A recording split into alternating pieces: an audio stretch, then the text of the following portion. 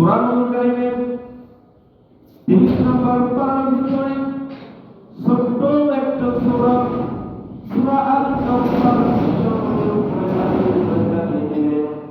আল্লাহ রাব্বুল আলামিন সূরা কাউসার নাযিল করে বিশ্বকে দুনিয়ার যত নিয়ামত আছে, দুনিয়ার যত কল্যাণ আছে, দুনিয়ার ভিতরে যত নিয়ামত আছে, যত বরকত আছে, আল্লাহ রাব্বুল আলামিন বিশ্বকে উপরে সূরা কাউসার নাযিল করে জানিয়ে দেন। সুবহানাল্লাহ। সূরা কাউসার আমরা হয়তো মনে করতে পারি ছোট্ট একটা সূরা, তাই না? কিন্তু প্রেক্ষাপট অনেক। বিশ্বনবী মুহাম্মদুর রাসূলুল্লাহ সাল্লাল্লাহু আলাইহি ওয়াসাল্লাম কাবার প্রান্তরে কাবার হাতিমের উপরে বসে বিশ্বনবী মুহাম্মদুর রাসূলুল্লাহ সাল্লাল্লাহু আলাইহি ওয়াসাল্লাম চোখ দিয়ে পানি ছেড়ে দিয়ে কাবার প্রান্তরে বসে কান্না করতেছেন। বিশ্বনবীর চোখ দিয়ে, বিশ্বনবীর দুটো চোখ দিয়ে টপ টপ করে পানি ঝরে, বিশ্বনবী কান্না করতেছেন। একটু সময় পরে বিশ্বনবীর সাহাবী হযরত আনাস রাদিয়াল্লাহু তাআলা বিশ্বনবীর দরবারে হাজির হয়ে যায়। বিশ্বনবীর দরবারে হাজির হয়ে বিশ্বনবীর সাহাবী হযরত আনাস রাদিয়াল্লাহু তাআলা বলেন, ও নবী, আমি দেখতে পাই আপনার চোখ দিয়ে পানি ঝরে, আপনার চোখ দিয়ে টপ টপ করে পানি ঝরে, আমার সহ্য হয় না। নবী আপনি বলেন কান্না করেন কেন? কিছু সময় পরে একটু পরে দেখা যায় বিশ্বনবীর ঠোঁট মুবারক দিয়ে হাসির ঝলক বের হয়। বিশ্বনবীর সাহাবী হযরত আনাস রাদিয়াল্লাহু তাআলা ডাক দিয়ে বলেন, নবী গো, একটু আগে আপনাকে দেখি আপনার চোখ দিয়ে পানি ছেড়ে দিয়ে আপনি কান্না করতেছেন, আর এখন আপনি হাসেন কেন? আমি জানতে চাই। কারণ একবার কান্না করে একবার হাসে, এটা তো ভালো মানুষের কাজ হতে পারে না। এই কাজ করে একমাত্র পাগলে। কে করে? দেখবেন কিছু সময় কান্না করতেছে, কিছু সময় কি করে? হাসে। মানে এলোমেলো আচার আচরণ করে, তাই না? পাগলের কাজ কি? ও নিজেও বোঝে না ও কি করতেছে।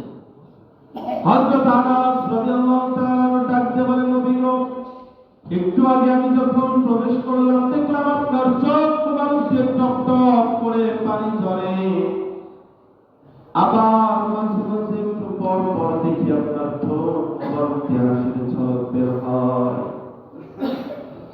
বিশ্বনবী হযরত আনাস রাদিয়াল্লাহু তাআলা ডাক দিয়ে বলেন, আনাস, আমি বিশ্বনবী, আমি যা জানি তুমি তা জানো না। আমি বিশ্বনবী, আমি চোখ দিয়ে যা দেখি তুমি তা দেখো না।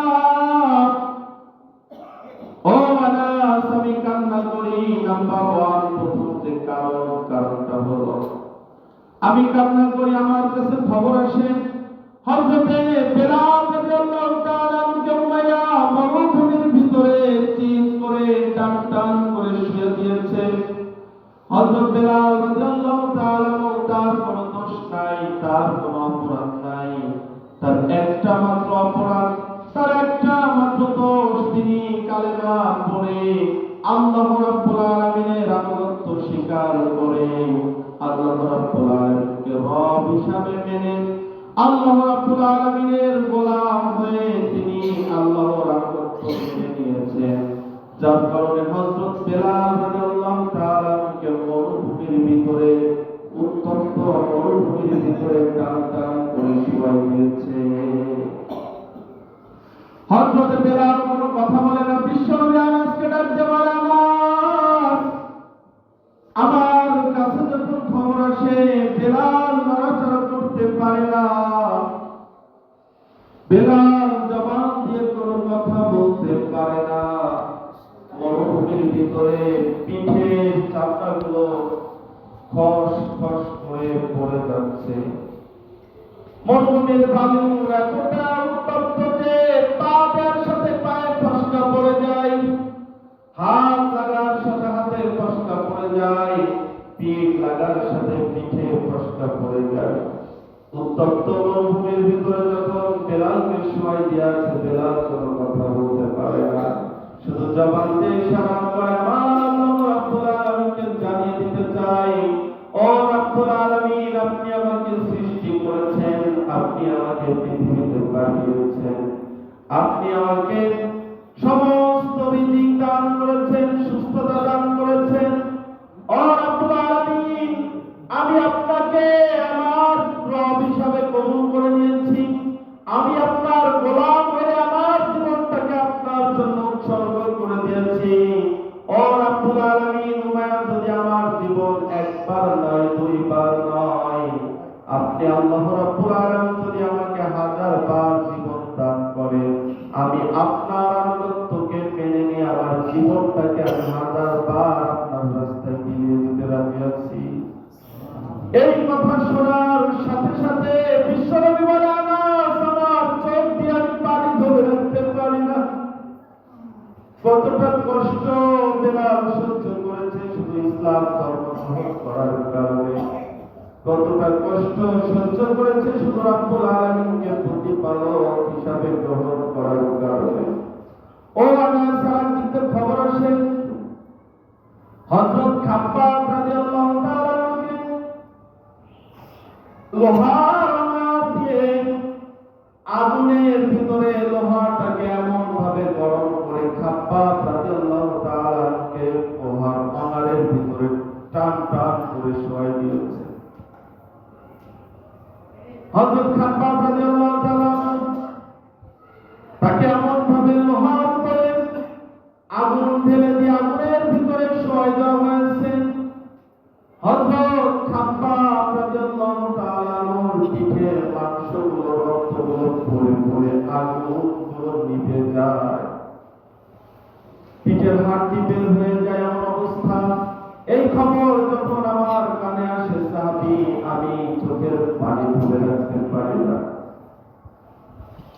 শুধু তাই নয়, হযরত আম্মার রাদিয়াল্লাহু তাআলার কাছ থেকে খবর আসে হযরত আম্মার রাদিয়াল্লাহু তাআলা ইসলাম ধর্ম কবুল করার কারণে, কোরআনের সঠিক জ্ঞানগুলো অনুসরণ করার কারণে, বিশ্বনবীকে নেতা হিসেবে গ্রহণ করার কারণে হযরতে আম্মারকে মরুভূমির ভিতরে নিয়ে দুইটা পা দুইটা উটের সাথে বেঁধে দিয়ে দুইটা উট দুই দিকে ছেড়ে দেওয়া হয়েছে। আম্মার মাঝখান দিয়ে চিরে দেওয়ার অবস্থা হয়ে যায়।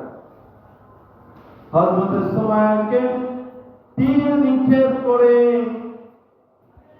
বর্ম নিক্ষেপ করে হযরত সুমাইয়া রাদিয়াল্লাহু তাআলাকে দুনিয়ার জমিন থেকে চিরতরে বিদায় করে দেওয়া হয়েছে। ও সাহাবী, এই খবরগুলো আস্তে আস্তে করে আমার কানে আসে। আমি তো নবী, আমি তো কষ্টগুলো সহ্য করতে পারি না, আমার চোখে পানি ধরে রাখতে পারি না, আমার চোখ দিয়ে জন্য পানি চলে আসে। আনাস রাদিয়াল্লাহু তাআলা ডাকতে বলে, নবী গো, ও নবী, ঠিক আছে, আমি আপনার কথা বুঝলাম, আপনার চোখ দিয়ে পানি আসার কারণ কি? সাহাবীদের ইসলাম গ্রহণ করার কারণে তাদেরকে নির্যাতন করা হয়েছে। সাহাবীগণ আল্লাহ রাব্বুল আলামিনকে রব হিসাবে, প্রভু হিসাবে গ্রহণ করার কারণে তাদের উপরে নির্যাতন চালানো হয়েছে, আপনার চোখ দিয়ে পানি ঝরে। ও নবী, কিন্তু একটু পরে দেখি আপনার ঠোঁট মোবারকে হাসির ঝলক বের হয়, কারণটা কি জানতে চায়? মানুষ হাসে এবং কান্না করে, কারণ জানতে চায় না। আপনি আপনার আত্মীয় বাড়িতে গিয়ে দেখতেছেন যে আপনার আত্মীয় কান্না করতেছে, আপনি তাকে জিজ্ঞেস না করে কি অন্য জায়গায় চলে যাবেন? বলেন, সাউন্ডটা বোঝা যায়? আপনি আপনার আত্মীয়র কান্না দেখে, আত্মীয়র কষ্ট দেখে আপনি কি তাকে কিছুই জিজ্ঞেস করবেন না? জিজ্ঞেস না করে কি অন্য স্থানে চলে যেতে পারবেন? আপনি কারোর কাছ থেকে অন্তত জানতে চাইবেন যে উনি কান্না করতেছে কেন বা দুঃখ করতেছে কেন, সমস্যা কি, তাই না? সাহাবী রাদিয়াল্লাহু তাআলা বিশ্বনবীর কষ্টগুলো দেখে বিশ্বনবীকে জিজ্ঞাসা করেছেন, ইয়া রাসূলুল্লাহ, আপনি কান্না করেন কেন?